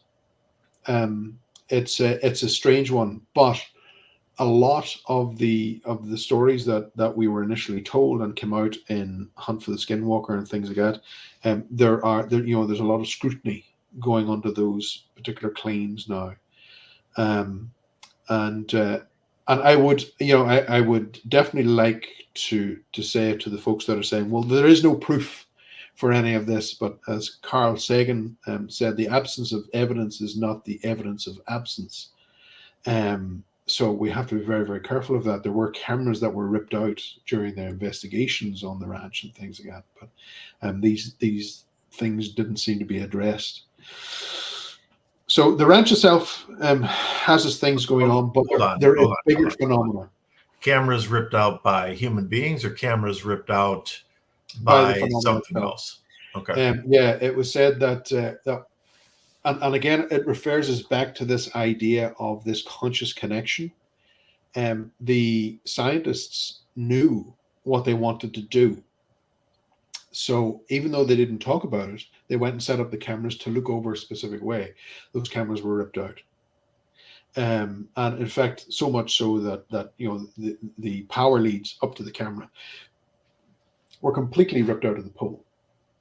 And all of this went on. It was always outthinking the guys, and the reason that it was outthinking him is because they were thinking it. They failed to make the realization that, wait a minute, this thing can tap into what I'm thinking. So how do I get around that? There are ways you can get around it. There are esoteric practices in which you can lock off what you're doing to get better results. But couldn't you just wear like a Faraday cage helmet? No. I was thinking a tinfoil hat, but I'm going for the Faraday cage fencing mask helmet or something to that effect. No, that won't work either.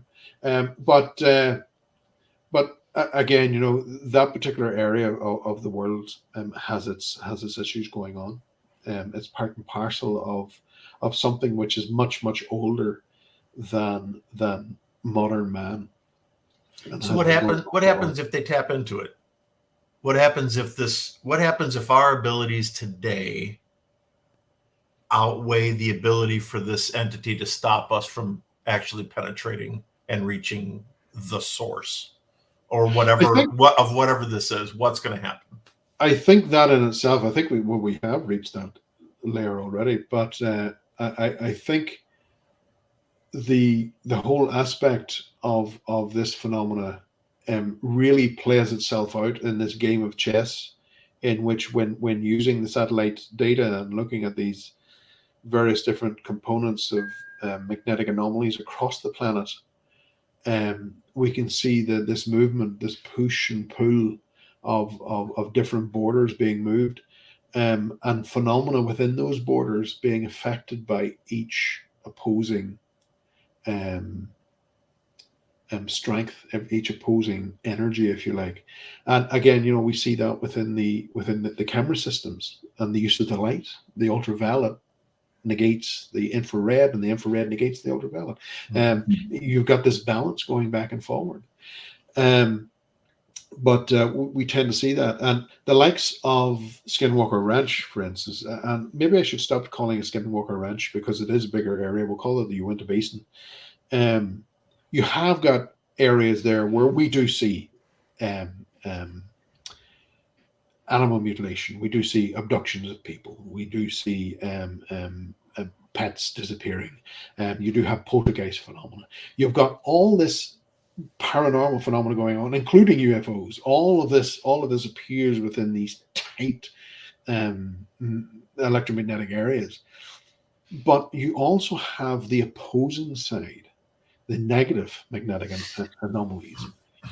These particular places, they're different than what we tend to see in the positive. Yes, you'll have a similar type of phenomena that appears, but 75% of all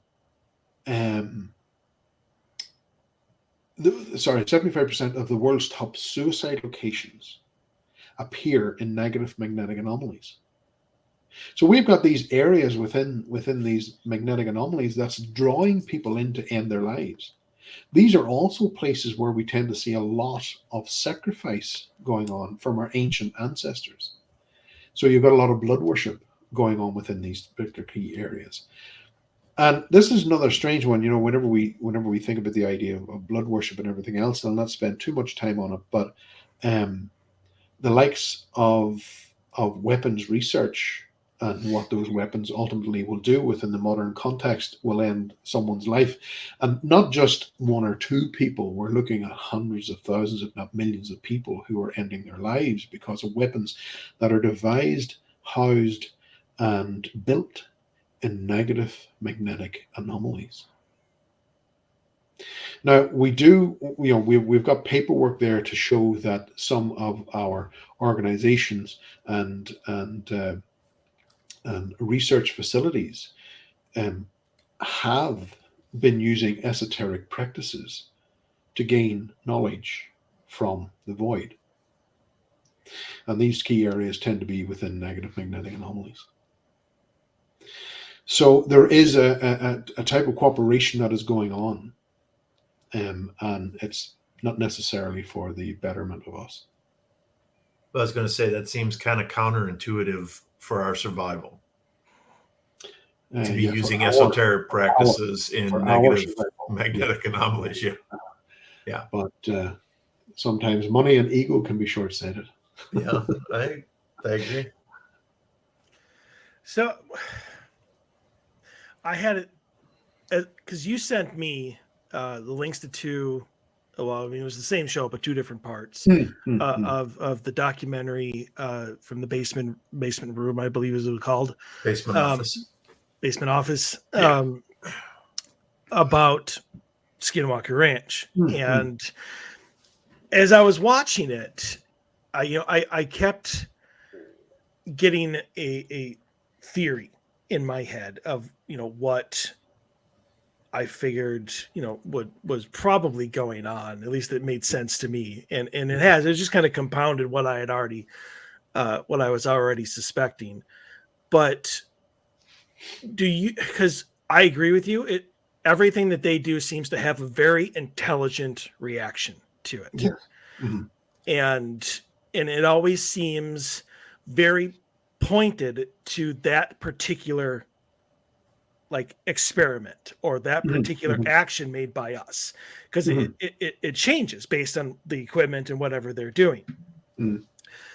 Do you believe that there is some sort of, I don't want to call it an entity, but like an ancient intelligence that is doing that? Or do you believe that it's man-made, that, you know, for somehow we, you know, our technology or our abilities, which the military has, obviously is far beyond what we as the public know about, that we are doing something to set out to stop people from finding out what is really going on? Yes, there is a level of our higher echelon, if you like, that have invested a huge amount of top dollar into particular projects that we're not meant to know about, and it certainly suits an agenda to say that, oh, look at this hand, just don't look at that one. And we see that time and time again, and you know, this whole craze now of UAPs. We've renamed them now. That UFOs are not the in thing now. Rebrand, yeah. Rebrand, yeah. UAPs are nothing more than our black budgets. The results of our black budgets. These are not coming across from the Gulf of Space and everything else. Do you know the odds of life developing and even finding its way here? It is enormous, and you know, to think that it's coming all the way across the Gulf of Space to this. And why would they come here? Why would they come here? And that's always been my question, right? Yeah. Why would they come here and give the control to Dick Dastardly and crash into the ground? Right. It makes no sense whatsoever. Right. We can barely get out of our own solar system, or barely get into outer space, and they can fly across the galaxy of space. Yeah. Are they just coming to Are they coming to get a laugh? Is that what it is? Is it like a television show, and they're like, you guys are gonna love these things? They're just fumbling around like idiots. Yeah. It's gonna be great TV for the rest of us. You know, I know for a lot of humans, it's great to go into the forest with a shotgun. I wondered if some of the Greys come to Earth greasing up the anal probe. just get ready for the game. Get ready for the hunt. Yeah. And you know, it always annoyed me, you know, the idea of being anally probed. How many times do you have to go there to find out what's up there? You know, you know. Well, how many cattle do you have to mutilate before you get your answer of what you're looking for? Exactly. Yeah. So you know, there's a huge amount of questions, and you know, there's stuff that we have been working on and dealing with and everything else, which I can't go into at this stage. But yeah, a lot of it is our own black budgets. It's the result of our own black budgets, and especially now, where we have got drones that are hypersonic. You know, we need them now. You know, if for instance, you know, we've got this strange thing that's going on in Eastern Europe, and we've got some folks from Russia that are saying that Moscow can fire a missile and be in London within 200 seconds. Well, we're going to need a drone that can intercept that, a high-speed drone like we've seen off the coast of San Diego. Mm-hmm. Yeah, pretty much. So there's all of that, you know. It's just tit for tat. So, I mean, did you have any experiences while you were there? Because I mean, you did a 2-part documentary on it, which I wanted to watch, but couldn't find. So yes, yeah, I have to say I did, and it was a wonderful experience. You know, I ended up there with a group of folks there from California and Washington, and it was a great opportunity. But I remember one particular incident in which I was walking across the dirt, and I suppose in hindsight I probably shouldn't have been walking out there on my own, because number one, I have no idea about snakes. I come from an island in which St. Patrick got rid of all our snakes, so I have no idea where the hell a snake would hide or what the hell it would do or anything else. So I'm walking across this like a bloody idiot, to be confronted by something which I couldn't explain. Visually, I couldn't see anything, but all of a sudden it felt like I had just suddenly walked up against this wall of complete and utter hatred. And it was something that, who the hell am I? What am I doing there? That was odd. Now, my reaction to that wasn't to run in fear, screaming like a little girl. All I did was put my head down. And it was that submissive move to say, okay, I understand you're there. And I put my head down and I waited. And it took about 20 seconds and it moved off. And I went on about my business.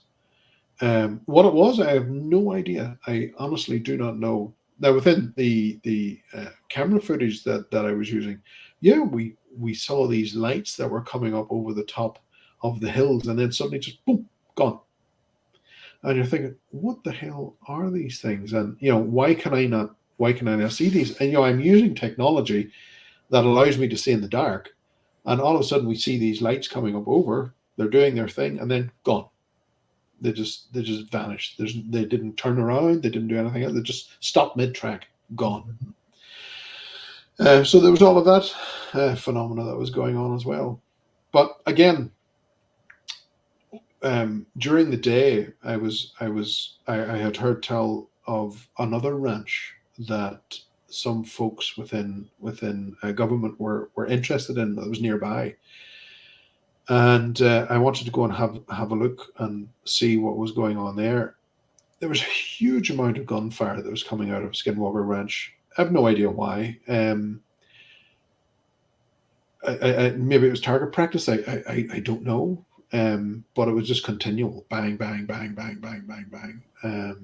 And that was a little off-putting during the day. But again, thankfully that dissipated. In the evening, especially whenever dusk settled. For me, it was always important. Timing is everything, and that cusp of the evening into darkness, that's the time that I always want to be at a place. That to me is very important. Like here in Ireland, to be in the passage chambers at that particular time, that's a sacred experience, and to have the sun enter that chamber and make its way slowly around the chamber. That's an important time, and that's whenever I catch a lot of the phenomena. So it's safe to say that's like some sort of transitional time. It is, yeah. That's it's a transitional then, time, right? and it was also important from their perspective whenever they built the passage chambers that as the sun goes down to a certain level within the atmosphere, it naturally filters out the greater spectrum. And it narrows that down, so you're getting a more pure beam of light into the chamber, and that's key. That orange light, orange gambler type of thing. Right. Well, that ends the show. I got it. I've done it again. That's right. That's what I said. We need 4 hours. But for anybody who wants to, look you up, that wants to maybe get one of your books or look at, how many books you got. I would say the documentaries, but I couldn't find any. So hopefully you found some of them. Where would they go and how would they do all of that? I have a channel on YouTube, and that's where they can see some of the docus. And also Facebook. They'll find me on Facebook there. I don't have a large social media signature. I have Twitter, but I hardly use it. It's not because I have any issue with Elon. I don't. But it's a case of that I have enough to do that I don't need to be sitting down working my thumbs out to the last. So I folks can catch me on Facebook there, and if they need to ask me a question or whatever the case may be, and I'm always open. I'll certainly try and reply to the best that I can. Wonderful. And last question, what's this project that you're working on again? You were just about to tell us what it was, and then you paused for a second. this new, yeah. And I was So I figured we'd end the show with that. What the project was? You were starting to, and then we got sidetracked. Yeah, I don't think I'm allowed to tell you what the project is. It was a nice try, Dave. I tried to sneak it in at the very end, thinking maybe he wasn't paying attention after 2 hours. I really appreciate the effort. All right, Barry, thank you for coming on. Thank you very much. And thank you for the listeners for putting up with me. I don't even think that's our listeners love you. If they put up with us, you have no problem. Yeah, so, you're completely safe. Yes, you are. So, but again, thank you. Really appreciate it, and you will be on. I hope again, far more than 3-4 years in the future, because we have a lot more stuff to talk about. Indeed, we do. And if this next project pays off, boy, oh boy, will I have something to tell you. That's right, and you're going to announce it on our show. I just heard him say that. I heard something similar to that myself. I did. Yep. All right. Well, Dave and I will be back next week with another new episode. So until then, stay healthy, stay safe. Want to see you back here. Everyone have a good afternoon and the rest of your Sunday.